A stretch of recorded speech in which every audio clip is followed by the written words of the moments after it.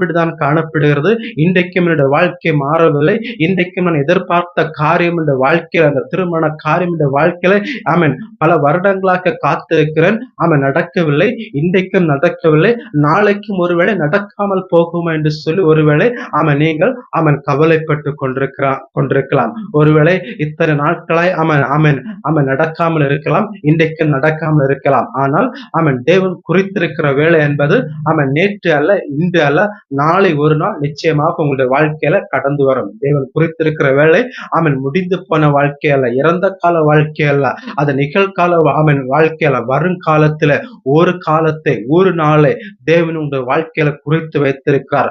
அந்த நாளிலே, அந்த நேரத்திலே நிச்சயமாய் தேவன் உங்களுக்கென்று ஆயத்தப்படுத்தி வைத்திருக்கிறதை, தேவன் உங்களுக்கென்று முன்குறித்து வைத்திருக்கிறது நிச்சயமாகவே உங்களுடைய வாழ்க்கையில ஏற்படுத்தி கொடுத்திருக்கிறார். அதற்கு வயது ஒரு தடை